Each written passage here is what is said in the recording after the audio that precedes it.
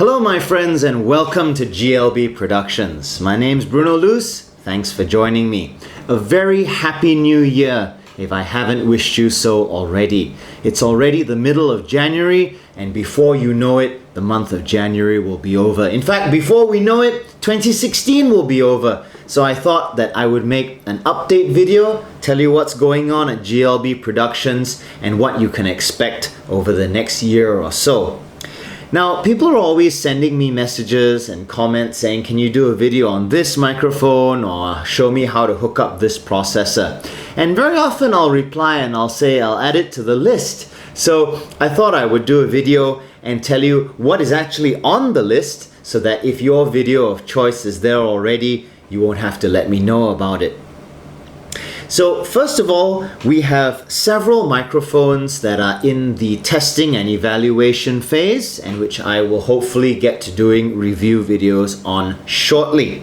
At the moment, they're all Audio-Technicas. I'm not an Audio-Technica endorser and Audio-Technica does not send me microphones to review, but I do review them because I feel they are quality, well-made microphones, they're good value for money, and most importantly, they sound good. They sound very modern, and I feel that they are a good alternative to the American and European offerings that are available in the market. So these are the three. The first one is the ATM 650. Now, many people regard this hypercardioid dynamic microphone as a good alternative to the SM57. In other words, a general purpose instrument microphone that also sounds good on snare drum. So I've been using this for a while and I will report on it when the testing process is complete. The next one, this rather impressive looking slab of a microphone.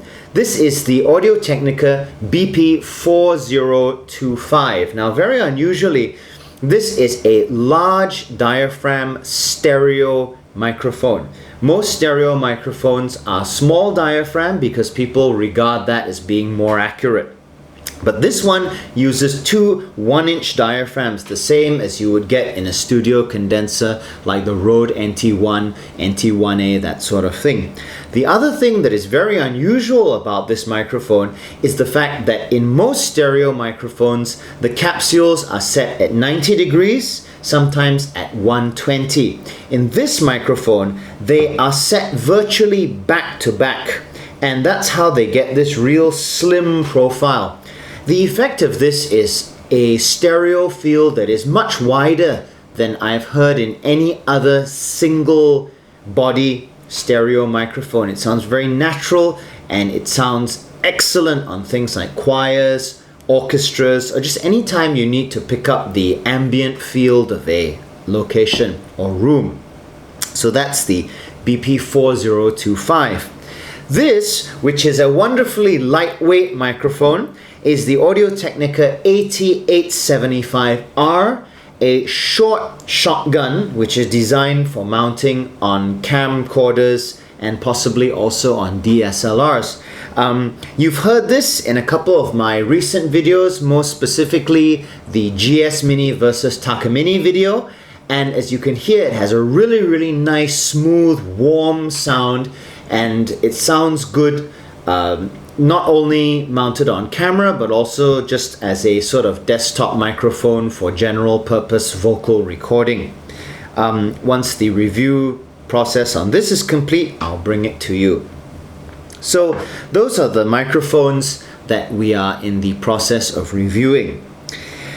Other videos include what's the difference between active and passive speakers. You can see here I have a FBT loudspeaker, one of the Jolly, this is the 5R, and this of course is an active loudspeaker. What that means is that the amplifier is built into the back of the loudspeaker and no external amplifier is required. A lot of people don't really get what's the difference between active and passive. Do I still need an amplifier for active speakers? That kind of thing. So I'm going to do a video on that and explain the differences and how you can deploy them in sound reinforcement context. Next, a video that I've been very excited to do, one that's been about a year in the planning and preparation, and that is how do I set up and use an analog crossover. Now, I've mentioned, I think that in the past, that analog crossovers in Singapore at least are more or less obsolete, and they're very difficult to find. I finally found one. This is a DBX 223 XL. As you can see, it is either a 3-way mono or 2-way stereo classic analog crossover. This is on loan from one of our local universities who had a whole bunch of them which were just gathering dust, and I said, hey, can I borrow that to do a video? They said, sure, take it for as long as you like. So coming out soon, how to set up and connect an analog crossover. Then I'm going to do a video which is related on how to connect an active subwoofer. A lot of people say, how do you connect a subwoofer? And there are a number of techniques. You can connect them in line, you can connect them to an aux send, but I'll be doing a video on that. Next, mixers. Many of you have seen this guy, my little 802 VLZ4 Mackie, in a number of videos. I've been using this for a few months now, and it will have its own review video soon. I'll also be comparing it to my 1202 VLZ Pro and talk about some of the changes that Mackie have made. They are more than just the color scheme. Electrical safety for sound reinforcement.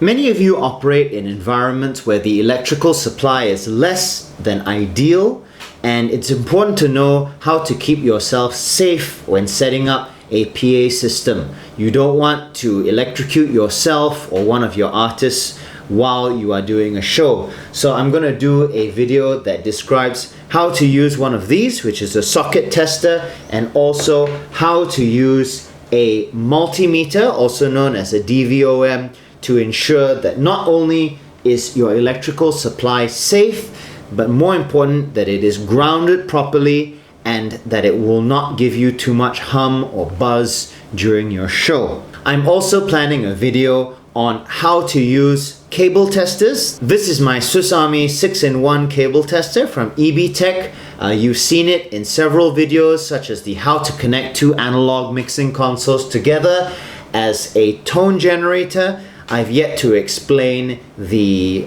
cable test function. So for those of you who need a cable tester, wonder how to use it, that's a video coming for you guys. I'm also going to try and update several of my most popular videos, such as the how to set gain on the mixing console and how to use the EQ on a mixing console video. Those videos are now between 3 and 4 years old, and I think that they could do with a bit of an update, especially considering that we have more and more digital consoles coming online, and many of those digital consoles require a slightly different approach to gain setting. I have a couple of training videos coming up very soon showing the Allen & Heath QU32 mixing console, which I filmed with a bunch of local university students. And I'm also going to do a video on how to connect a mixer to a video camera. So if you're videoing an event or a church service and you want to connect the audio from your mixer to your video camera so that you get good audio instead of the boomy, muffled audio from the on-camera mic, I'm going to talk about that too. So that is probably about 6 months worth of videos right there. If you have anything else that you'd like to suggest, do please get in touch with me, either through the comment section below this video or on Facebook or on Google+. Now, the last thing that I'd like to talk to you about is something very exciting, and it involves all of you, my dear subscribers. It's a way in which you can get involved directly in supporting this channel, and it has something to do with this logo here. In order to find out more, stay tuned. I will be telling you all about it in a few days' time. So until then, thanks very much for watching. This is Bruno Luce for GLB Productions. Take care, God bless you, and I'll see you in the next video. Bye-bye.